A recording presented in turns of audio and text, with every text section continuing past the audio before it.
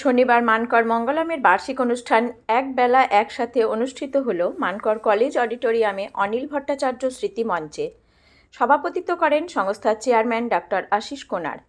অতিথি হিসেবে উপস্থিত ছিলেন আন্তর্জাতিক নদী বিশেষজ্ঞ ডক্টর মলয় মুখোপাধ্যায়, পশ্চিমবঙ্গ সরকারের শিক্ষারত্ন পুরস্কার প্রাপক ডক্টর সুপ্রিয় সাধু, মানকর উচ্চ বিদ্যালয়ের প্রাক্তন প্রধান শিক্ষক দীপক চট্টোপাধ্যায়, মানকর হাই স্কুলের প্রাক্তন 2 শিক্ষক স্বপন আচার্যি ও মহাদেব সাহা। মঙ্গলম সম্মাননা দেওয়া হয় ডক্টর মলয় মুখোপাধ্যায় ও ডক্টর সুপ্রিয় সাধুকে। উজ্জীবনীপত্র প্রদান করা হয় অয়ন কর্মকার, নন্দিনী কর্মকার, সার্থক রায় ও সপ্তার্চি শুক্লাকে। উল্লেখ্য, লেখাপড়ার সাথে সাংস্কৃতিক চর্চা করে যারা সোনালী সাফল্য অর্জন করেছে, মানকর মঙ্গলম সংশ্লিষ্ট তাদের প্রতি বছর উৎসাহ দান করার লক্ষ্যে উজ্জীবনীপত্র ও সুদৃশ্য টেরাকোটার সরস্বতী মূর্তি প্রদান করা হয়। শ্রুতি নাটক পরিবেশন করেন প্রবীর কুমার পাল ও মধুমিতা পাল মণ্ডল।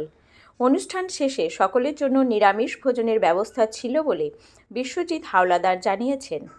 মানকর থেকে নিজস্ব প্রতিনিধি রিপোর্ট, সুখবর টিভি।